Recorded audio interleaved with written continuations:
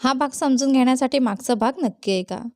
अंजलीला अजूनही कारण समजलं नव्हतं, पण ती काही क्षण त्याच्या मिठीतच राहिली. तिकडे बघ, तो तिच्या खांद्यावरून पुढे झुकला आणि गॅसचा नॉब बंद केला. माझा नवरा, माझा तारणहार. अंजलीने त्याचा हात पकडून त्यावर हलकंसं चुंबन घेतलं. अभिनंदन, मला तुझा खूप अभिमान वाटतो, असं म्हणत त्याने तिच्या मानेला हात घालून तिच्या कपाळावर किस केलं. अभिनंदन? पण कशासाठी?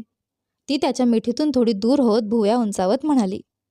तू करून दाखवलंस स्वीटहार्ट, तू खरंच करून दाखवलंस. तो तिच्या कानात हळूच म्हणाला. काय? ती त्याला हलकंसं ढकलत म्हणाली. तो तिची थोडी छेड काढत होता. ठीक आहे, तो म्हणाला. एक हात वर करत दुसऱ्या हाताने काही कागद तिला दिले. हे बघ. त्याने तिच्या कमरेभोवती हात घालून तिला जवळ ओढलं. अंजलीने पटकन कागद घेतले. ती कागदांकडे पाहू लागली आणि मग स्वप्नीलकडे पाहिलं. तिच्या ओठांवर हसू उमटलं आणि डोळे पाणावले. स्वप्नीलने तिचा चेहरा हातात घेतला, हलकेच तिच्या चेहऱ्यावर फुंकर मारली आणि तिचे अश्रू पुसले. अंजलीने त्याच्या मानेभोवती हात घातले आणि त्याच्या मानेवर डोकं ठेवून त्याच्या उबदार श्वासाचा अनुभव घेत राहिली. मला तुझा अभिमान आहे, असं म्हणत त्याने तिच्या ओठांवर हलकंसं चुंबन दिलं. तू मला अभिमान वाटेल असं केलंस, तो पुन्हा तिला मिठी मारत म्हणाला. त्याचा आवाज खूप उत्साही आणि प्रामाणिक होता. तू हे करून दाखवलंस. त्याचा आनंद मर्यादाच ओलांडत होता. तुझ्या पाठिंब्यामुळे, माझ्या नवऱ्याच्या पाठिंब्यामुळे, अंजलीने त्याला दुरुस्त करत म्हटलं. हे ऐकून स्वप्नीलचं मन अक्षरशः फुलून गेलं. त्याची पत्नी तिच्या यशाचं श्रेय त्याला देत होती. त्याला अजून काय हवं होतं? हे तुझ्यामुळेच, फक्त तुझ्यामुळे, असं म्हणत अंजलीने त्याचे ओठ आपल्या ओठांमध्ये पकडले. यावेळी त्यांचं चुंबन थोडं अधिक गोड आणि लांब होतं. क्षणभरानंतर दोघेही भानावर आले आणि आजूबाजूला पाहिलं. घरात कोणीच नव्हतं, त्यामुळे त्यांनी या क्षणाचा फायदा घेतला. मानसी 1 तासापूर्वीच आली होती आणि स्वप्नीलच्या वडिलांना व मुलांना घेऊन खरेदीला गेली होती. त्यांना काही कपडे आणि व्हिडिओ गेम्स घ्यायचे होते. पूर्वी 1-2 वेळा मुलांनी त्यांना किस करताना पकडलं होतं आणि तेव्हा दोघांनाही खूप लाज वाटली होती. त्या दिवसापासून स्वप्नील थोडा सावध झाला होता आणि अंजलीला थोडं बरं वाटलं होतं. वर्षानुवर्षे जात असताना ते दोघे एकमेकांशी खूपच आरामदायी आणि एकमेकांना समजून घेणारे जोडीदार झाले. ते वैयक्तिक आयुष्यात आणि व्यावसायिक आयुष्यात एकमेकांना पूर्ण साथ देत होते. स्वप्नील आपल्या वडिलांची फर्म यशस्वीपणे सांभाळत होता आणि अंजलीनेही आपल्या करिअरमध्ये अनेक मोठे टप्पे गाठले होते. तिच्या यशामुळे काही शत्रू निर्माण झाले. काही लोकांना तिचा हेवा वाटू लागला, पण तरीही ती ताऱ्यासारखी चमकत होती आणि स्वप्नील तिच्या मोठ्या यशामुळे खूप आनंदी होता. आता अंजलीला स्वतःची फर्म सुरू करायची होती आणि तिला सरकारी अधिकाऱ्यांकडून सर्व परवानग्या मिळाल्या होत्या. स्वप्नीलला तिचा खूप अभिमान वाटत होता. तिचं यश साजरं करण्यासाठी तो आपल्या मित्रांसोबत पार्टी करायचं ठरवत होता. अंजलीने सर्व कागदपत्रांची प्रक्रिया पूर्ण केली होती आणि तिने स्वतः साठवलेले पैसेच गुंतवण्याचा निर्णय घेतला होता. तिला नवऱ्याकडून 1 रुपयाही घ्यायचा नव्हता. तू हे करून दाखवलंस आणि आपण हे साजरं करणारच, स्वप्नीलने जाहीर केलं. अंजलीकडे मान्य करण्याशिवाय दुसरा पर्याय नव्हता. काय गरज आहे? ती त्याच्या कानात हळूच म्हणाली, त्याला समजावण्याचा प्रयत्न करत. नाही, नक्की करणार. तो तिच्या कमरेभोवती हात घालत आणि तिला गुदगुल्या करत कुजबुजला. ती हसली आणि शेवटी मान्य केलं. आता यावर वाद घालण्यात काही अर्थ नव्हता. 9 वर्षांच्या वैवाहिक आयुष्यात स्वप्नीललाही आपल्या पत्नीला कसं पटवायचं हे चांगलं शिकायला मिळालं होतं. मला तुला काही सांगायचं आहे. अचानक अंजलीच्या चेहऱ्यावरील आनंदी भाव थोडे उदास झाले. सगळं ठीक आहे ना? स्वप्नीलने तिच्या चेहऱ्याकडे पाहत विचारलं. मानसी, ती खांदे खाली सोडत इकडे तिकडे पाहू लागली. तिचं काय झालं? तो सोफ्यावर बसत विचारतो. ती कोणावर तरी प्रेम करते, अंजलीने शेवटी तिच्या बहिणीचं गुपित सांगितलं. काय? स्वप्नील आश्चर्यचकित झाला. हो, ती विराजवर प्रेम करते. तो MBA फायनल इयरला आहे, अंजलीने माहिती दिली. खरंच? तो उत्सुकतेने विचारतो. हो, आणि ती आपली मदत मागते.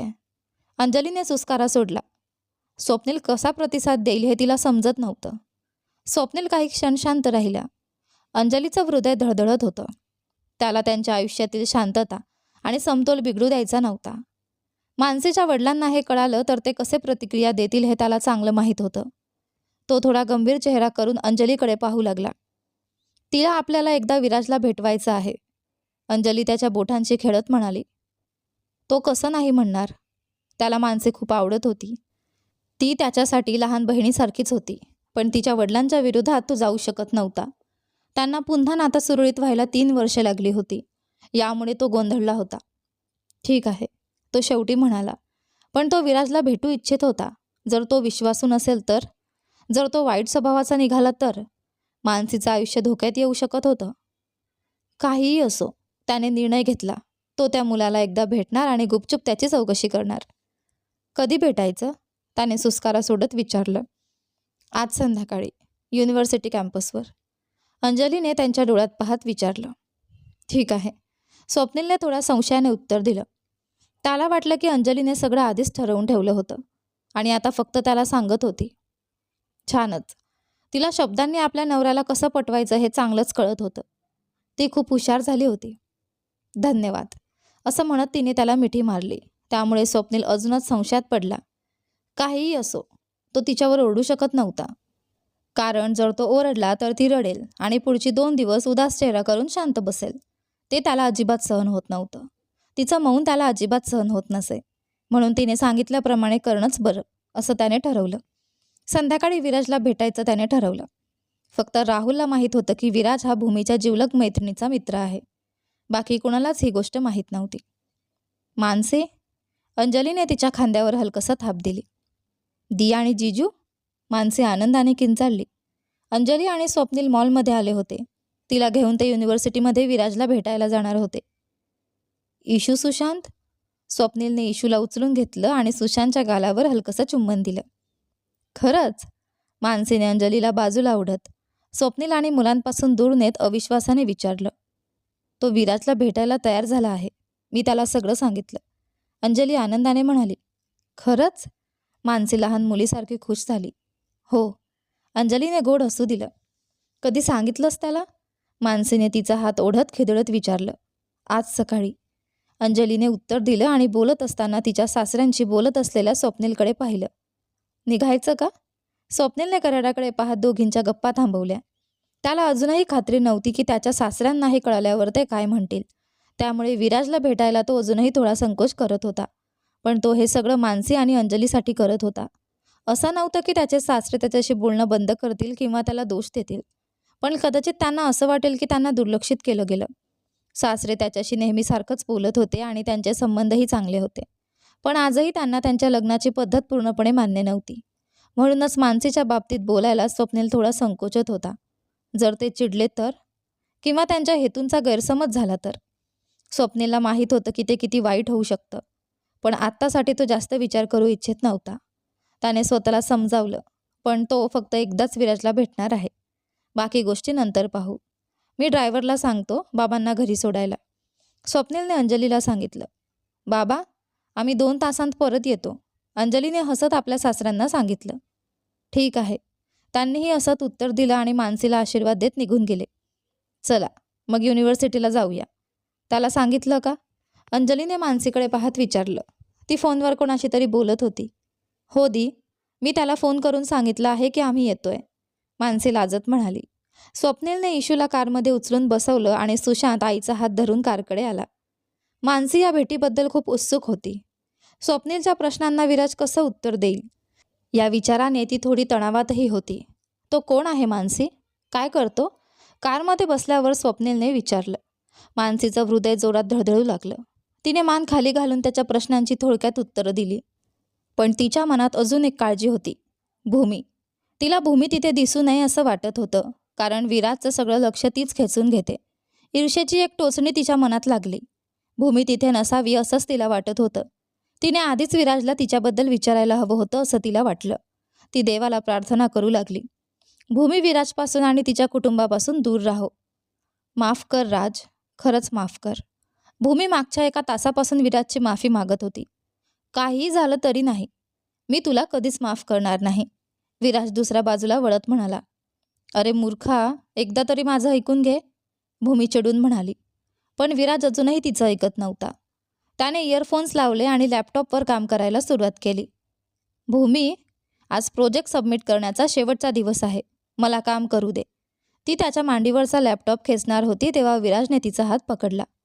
विराज, ती बाजूला बसली, खांदे खाली सोडून उदास चेहरा करून.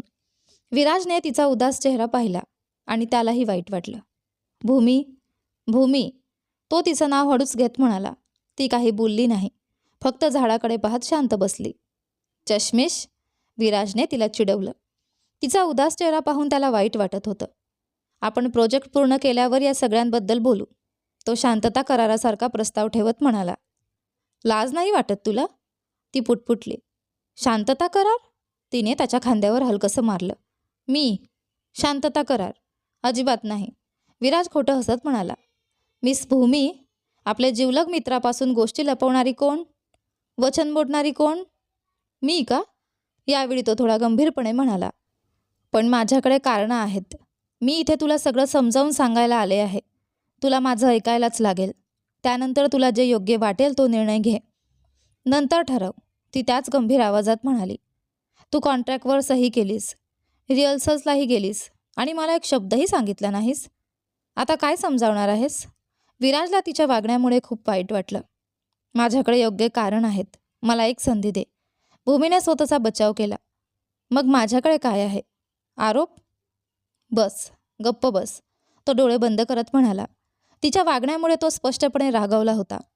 20 वर्षांच्या मैत्रीनंतरही तू माझ्यावर विश्वास ठेवला नाहीस. छान. मी तुझ्यावर रागावलो आहे भूमी. मला याबद्दल आत्ता बोलायचं नाही, तो कुरकुरत म्हणाला. आजपर्यंत तो तिच्यावर कधीच रागावला नव्हता. तिने एकदा त्याला सांगितलं होतं की तिला क्षणभर वाटलं होतं की ती त्याच्यावर प्रेम करते, पण लगेचच तिला समजलं की ती फक्त मैत्री आहे. विराजला सगळं माहीत होतं. ती एक मूर्खासारखी क्रश होती आणि लगेचच संपली. ते दोघे जिवलग मित्र होते आणि त्यांच्यात कधीच गुपितं नव्हती. पण यावेळी तिने खूप गोष्टी लपवल्या होत्या. इतकी गुपितं ठेवणं त्याला अजिबात मान्य नव्हतं. ठीक आहे.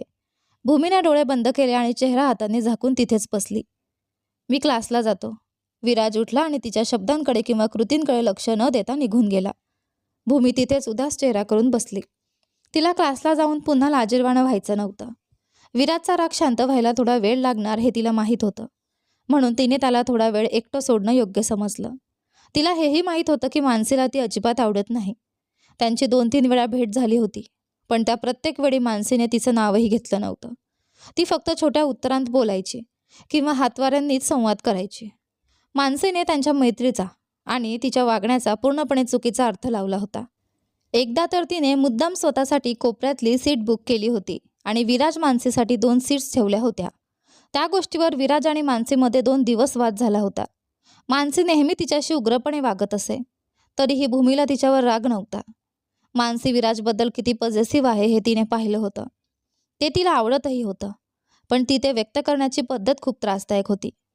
कोणी विराजचं लक्ष वेधून घेण्याचा प्रयत्न केला तर ती त्या व्यक्तीला दुखवायलाही मागे हटत नव्हती. मानसी ज्या पद्धतीने तिच्याशी वागत होती त्यामुळे भूमी दुखावली होती, पण तरीही तिने हे कधीही विराजला सांगितलं नाही. तिला भीती वाटत होती, कदाचित यामुळे त्यांच्या मैत्रीत फूट पडेल आणि तिला ते कोणत्याही परिस्थितीत नको होतं. कारण विराज तिच्यावर किती प्रेम करतो हे तिला माहीत होतं, मैत्रीच्या नात्याने. भूमीने त्या दिवशी कोणताही लेक्चर अटेंड केला नाही. ती लायब्ररीत बसून नोट्स तयार करत राहिली आणि मानसी व विराजबद्दल विचार करत राहिली. तिला आता विराजला भेटायचं नव्हतं, कारण त्याला पाहिलं तर ती रडू लागेल आणि तिला ते अजिबात नको होतं. थोडा वेळ लायब्ररीत घालवल्यानंतर ती कॅन्टीनमध्ये आली आणि कॉफी घेत बसली. भूमी, भूमी, कुठे गायब झाली होतीस? विराज धावत आला. तो धापा टाकत होता. चल, आपण रेस्टॉरंटला जाऊया. किरण आपल्याला ट्रीट देणार आहे, तो हसत म्हणाला. आणि त्याआधी मानसी आपल्याला भेटणार आहे, तो खूप उत्साहाने म्हणाला. भूमीने काही उत्तर दिलं नाही. तिने ठरवलं होतं की ती त्यांच्या दोघांच्या गोपनीयतेत हस्तक्षेप करणार नाही. माझ्यावर रागवली आहेस? पण का? रागवायचं तर मला हवं ना चष्मीश. लक्षात ठेव, गोष्टी लपवण्याची सवय तुझी आहे, माझी नाही, असं म्हणत त्याने तिला खुर्चीतून उठवलं. पण ती हलली नाही. तिच्याकडे स्वतःची कारणं होती. तिला तिथून दूर जायचं होतं. भूमी, चल ना, मला पुन्हा रागवायला लावू नकोस. त्याने इशारा दिला, पण तिने त्याचं ऐकलं नाही. तिने त्याचा हात झटकला आणि घाईने तिथून चालू लागली. तू माझं ऐकलंच नाहीस. मी जाते, ती पुटपुटली. देवा, तू तर अगदी सैतान आहेस. अशक्य आहेस तू, तो तिच्या मागे तितक्याच वेगाने चालत म्हणाला. मला जाऊ दे, आपण नंतर बोलू. मला बरं वाटत नाही. मला थोडी विश्रांती हवी आहे. ती थांबून त्याच्या डोळ्यात पाहत म्हणाली. तुला बरं नाही? तुला विश्रांती हवी? तो कपाट चोळत तिथेच उभा राहिला. तुला काय झालंय भूमी? तू कोमात आहेस का? श्वास घेता येत नाही? खाता येत नाही? तुझ्याकडे बघ, तू किती ठीक दिसतेस. तू तुझ्या जिवलग मित्राशी खोटं बोलायला कधीपासून लागलीस? तो ओरडला. माफ कर, पण मला जावं लागेल. माणसे तुझी वाट पाहत असेल. आपण नंतर बोलू, असं म्हणत ती पुढे चालू लागली. तू अशक्य आहेस भूमी, तो डोकं हलवत म्हणाला. तोही 2 पावलं पुढे गेला. काय? ती थांबून मागे वळली. ते दोघे भांडत भांडत रस्त्याच्या मधोमध येऊन उभे राहिले होते. कॅन्टीनमधून ते कधी बाहेर आले आणि रस्त्यापर्यंत कधी पोहोचले त्यांना समजलंच नव्हतं. शिट. विराजने तिचा हात पकडून तिला मागे ओढलं. काय झालं होतं? ती क्षणभर अडखडली आणि विराजने वेळेत तिला पकडलं. एक बाईक तिच्यावर आदळणारच होती. त्यात तिचीही चूक होती. तू ठीक आहेस ना? विराजने तिचा चेहरा हातात घेत विचारलं. मी ठीक आहे, ती हसण्याचा प्रयत्न करत म्हणाली. क्षणभर शांतता पसरली. ती जोरात श्वास घेत होती. विराजने तिला 1 मिनिट मिठी मारली आणि तिच्या खांद्यावर हलकं थोपटलं. तेवढ्यात त्यांच्या समोर एक कार येऊन थांबली. त्या कारमधून माणसे उतरली. भूमी तिला पाहताच थिजून गेली. तिने पटकन विराजच्या मिठीतून स्वतःला सोडलं.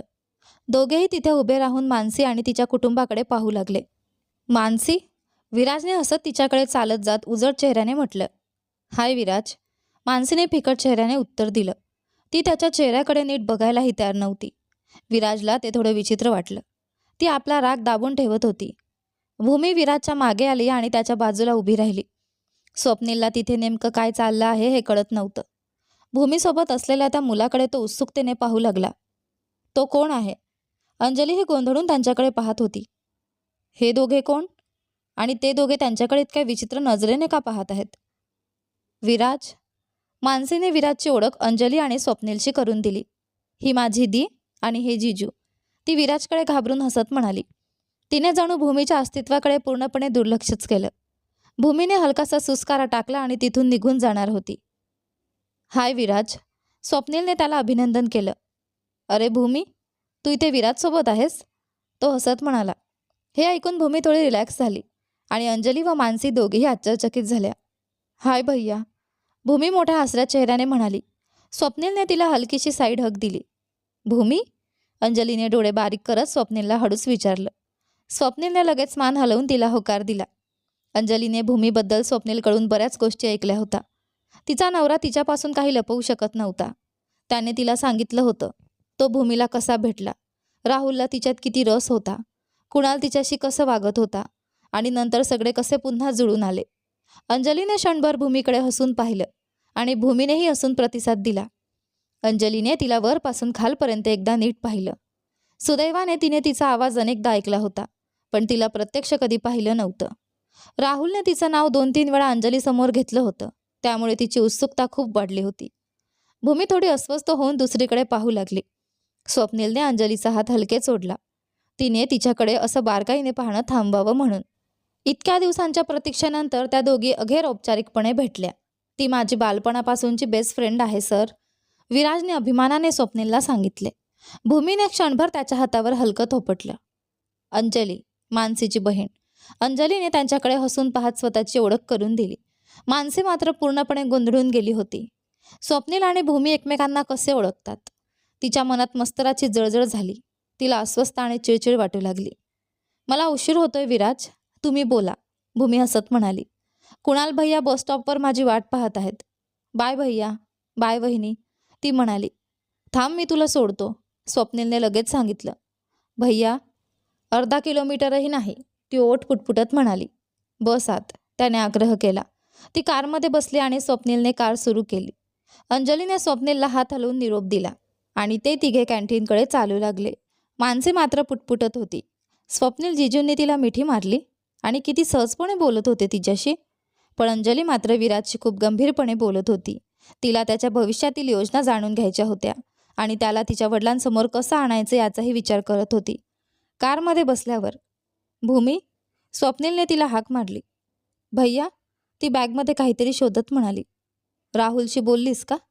त्याने अचानक विचारलं. हा प्रश्न तिला अजिबात अपेक्षित नव्हता. क्षणभर तिचं हृदय थांबल्यासारखं झालं. त्या रात्री स्टुडिओमध्ये घडलेल्या प्रसंगानंतर राहुलने आपल्या मित्रांशीही बोलणं फारसं बंद केलं होतं. त्यामुळे स्वप्नीलला काळजी वाटत होती. नाही, काल त्याने माझा फोनही उचलला नाही. ती नाराजीने म्हणाली. हे ऐकून स्वप्नीलच्या मनाला लागलं. स्टुडिओमध्ये त्याने त्यांना दोघांना एकमेकांच्या जवळ पाहिलं होतं. राहुलच्या डोळ्यातलं प्रेम त्याला स्पष्ट दिसलं होतं. मग त्याला काय अडवत होतं? मी त्याच्याशी बोलेन, काळजी करू नकोस, स्वप्नीलने तिला दिलासा देत हसून सांगितलं. भूमीला माहीत होतं स्वप्नीलला तिच्या आणि राहुलच्या मध्ये काहीतरी आहे याची जाणीव झाली आहे. तो कधी थेट विचारत नव्हता, पण नेहमी अप्रत्यक्ष संकेत देत असे. अलीकडे राहुल तिच्याशी फार फोन किंवा मेसेज करत नव्हता. सगळं अगदी व्यावसायिक ठेवत होता. रिहर्सलसाठी मात्र तो तिला अगदी वेळेवर फोन करत असे. पण दोनदा तिने त्याला कॉलेजजवळ आणि इतर ठिकाणी तिच्या मागे येताना पाहिलं होतं. त्याने रोहनलाही भेटून काहीतरी बोलणं केलं होतं. हे सगळं लपाछपीचं वागणं पाहून तिला त्याला जोरात थप्पड मारावीशी वाटत होती. तो तिच्या सुरक्षिततेबद्दल चिंतेत होता, पण तरीही तिच्याशी बोलायचं त्याला वाटत नव्हतं. कसंही असो, उद्या स्टुडिओमध्ये त्यांची भेट होणारच होती. त्या विचाराने भूमी हलकेच हसली. तुला विराज कसा माहिती आहे? स्वप्नीलने विषय बदलत विचारलं. विराज खूप चांगला आहे भैया. मानसीवर तो जसं प्रेम करतो तसं दुसऱ्याला करणं अवघड आहे. तो माझा बेस्ट फ्रेंड आहे, खरं तर एकमेव मित्र, ती म्हणाली. तो माझा मित्र आहे आणि मला त्याचा अभिमान आहे. तो खूप चांगला आहे. मला त्याचे आई वडीलही माहिती आहेत. ते खूप गोड स्वभावाचे आहेत. त्याचे वडील माझ्या आईसोबत काम करतात आणि त्याची आई माझ्या आईची चांगली मैत्रीण होती. ती मला मुलीसारखंच वागवते, त्यामुळे त्यांच्याबद्दल चौकशी करण्याची गरज नाही, ती हसत म्हणाली. स्वप्नीलाही हसला आणि सुस्कारा टाकला.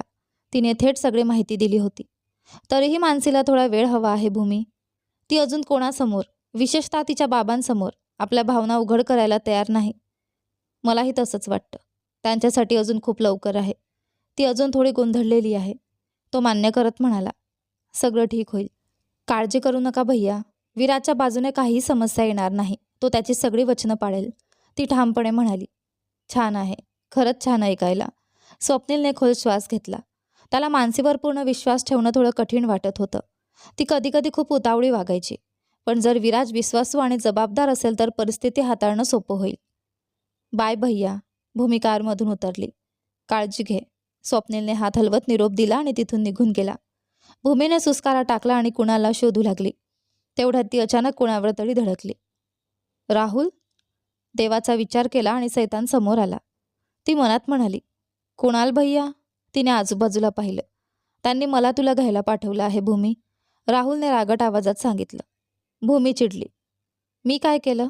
ती जवळजवळ ओरडली. कारमध्ये बस भूमी, सगळे आपल्याकडे बघत आहेत, तो हळू आवाजात म्हणाला. नाही, तिने कठोर नजरेने उत्तर दिलं. बस आत. यावेळी तो जोरात ओरडला. जोपर्यंत तू माझ्या प्रश्नाचं उत्तर देत नाहीस तोपर्यंत नाही. मी असं काय केलं की तू माझ्यावर इतका रागवलायस? सांग ना. सर? ती छातीवर हात घालून उभी राहिली. भूमी, राहुल तिच्या डोळ्यात पाहत म्हणाला. आत बस, असं म्हणत त्याने तिचा हात पकडला आणि तिला कारमध्ये बसवलं. दुसरीकडे, म्हणजे तुला नोकरीसाठी अमेरिकेला जायचं आहे? अंजलीने विराजला विचारलं. अंजली आणि मानसी स्वप्नीलची वाट पाहत बसल्या होत्या. हो दी, विराज हसत म्हणाला. तो खूप महत्त्वाकांक्षी स्वभावाचा होता. त्याच्या डोळ्यात खूप स्वप्न होती आणि तो नेहमी भविष्याचा विचार करत असे. छान आहे. अंजली त्याच्या योजनांनी प्रभावित झाली. तुमची दोघांची भेट कशी झाली? तिने मानसीकडे पाहत विचारलं. पण मानसी विचारांमध्ये हरवली होती. अंजलीला थोडं वाईट वाटलं. ती इतक्या प्रयत्नाने विराजबद्दल जाणून घेण्याचा प्रयत्न करत होती, पण मदत करण्याऐवजी मानसी उदास चेहरा करून विचारांत हरवली होती. हे तिला विचित्र वाटलं. आमची भेट याच युनिव्हर्सिटीत झाली. ती शॉर्ट टर्म कोर्ससाठी नाव नोंदवायला आली होती, तेव्हा ती माझ्यावर धडकली, विराज आनंदाने सांगत होता. असं का? छान आहे. अंजली हसली. हीच ती जागा होती जिथे ती स्वप्नीलला भेटली होती. तिला वाटलं ही जागा तिच्यासाठी भाग्यवान ठरली, आणि आता तिच्या बहिणीसाठीही. सॉरी, मला उशीर झाला, स्वप्नील त्यांच्याकडे येत म्हणाला. ते सगळे थोडा वेळ गप्पा मारत बसले. स्वप्नीलला विराज खूप आवडला होता आणि विराजलाही त्यांना भेटून आनंद झाला. स्वप्नील आजूबाजूला पाहत अंजलीकडे हसला. आज ते अंजलीच्या यशाचा उत्सव साजरा करत होते. सगळे उपस्थित होते, कुटुंब, मित्र आणि सहकारी. अंजलीला फक्त छोटंसं गेट टुगेदर करायचं होतं, पण स्वप्नीलने मोठी पार्टी आयोजित केली होती. आता ती फक्त कौटुंबिक समारंभ राहिली नव्हती, ती जणू कॉर्पोरेट पार्टीसारखी झाली होती. हे अंजलीला फारसं आवडलं नव्हतं. तिथे 2 वेगवेगळे विभाग होते, एक कुटुंब आणि मुलांसाठी आणि दुसऱ्या बाजूला बार. तिला या प्रसंगी आपल्या कुटुंबियांना आणि मित्रांना शांतपणे भेटायचं होतं, पण स्वप्नीलला आपल्या कर्मचाऱ्यांनाही पार्टी द्यायची होती. शेवटी अंजली तयार झाली, कारण ते लोकही त्यांच्या कुटुंबाचाच एक भाग होते. ते स्वतःच्या कुटुंबाला आणि मुलांना घरी ठेवून त्यांच्यासाठी मनापासून काम करत होते. त्यांनाही कौतुक आणि प्रोत्साहन मिळायला हवं. शेवटी नवऱ्याच्या समजवण्यावरती मान्य झाली. लाऊंजमधला डान्स फ्लोअर मात्र तरुणांना खूप आकर्षित करत होता. किती रंगतदार जमाव होता. राहुल बहुतेक वेळ बारजवळच उभा राहून बिअरचा टीन पित होता. कुणाल सुकृतीला समजावून परत आणायला गेला होता. त्याला रोहनला घरी घेऊन जायचं होतं, पण त्याने वचन दिलं होतं की तो भूमीला नक्की पाठवेल. शक्य झालं तर तो स्वतःही येईल. मानसीने तिच्या सगळ्या मित्रांना बोलावलं होतं. विराजला खास अंजलीने निमंत्रण दिलं होतं. स्वप्नील सध्या खऱ्या सज्जनासारखा वागत होता, दारूला हात न लावणारा. त्याची मुलंही तिथे होती, त्यामुळे तो पूर्ण शुद्धीत राहणार होता. त्याचे वडील खूप दिवसांनी एखाद्या खाजगी कार्यक्रमाला आले होते. त्यांना त्यांच्या जुन्या मित्रांना भेटायचं होतं. हल्ली ते ऑफिसलाही येत नव्हते, म्हणून त्यांना हा एक प्रकारचा ताजेपणा वाटत होता. अंजलीचे आई वडीलही पार्टीला आले होते आणि तिचे बाबा तिच्यावर खूप अभिमान बाळगत होते. त्यामुळे अंजलीचा दिवस खास झाला. शेवटी भूमी त्या ठिकाणी पोहोचली. तिने एक लांब फ्रॉक घातला होता, ज्यात ती अगदी राजकुमारीसारखी दिसत होती. ती राहुलला शोधत होती. त्याने तर तिला जवळजवळ उचलूनच स्टुडिओत नेलं होतं, तिच्या आवडत्या गायकाशी ओळख करून द्यायला.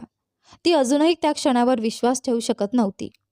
श्री तिचा आवडता गायक होता आणि अखेर ती त्याला भेटली होती, तिच्या आदर्शाला, तिच्या प्रेरणेला. पण राहुलने तिला सरप्राईज देण्याची जी पद्धत निवडली होती, त्यामुळे ती थोडी रागावली होती. तो तिला नीट सांगून स्टुडिओत घेऊन जाऊ शकला असता. तो कधी खूप मजेशीर बोलतो तर कधी पूर्ण शांत राहतो. तो अगदी वेडा झाला आहे असं तिला वाटत होतं. ती त्याला सगळीकडे शोधत होती, पण बारमध्ये जाण्याची तिची हिंमत होत नव्हती. ती तिथे गेली असती तरी कोणी तिला काही विचारलं नसतं, पण तिला दारूची तीव्र ॲलर्जी होती.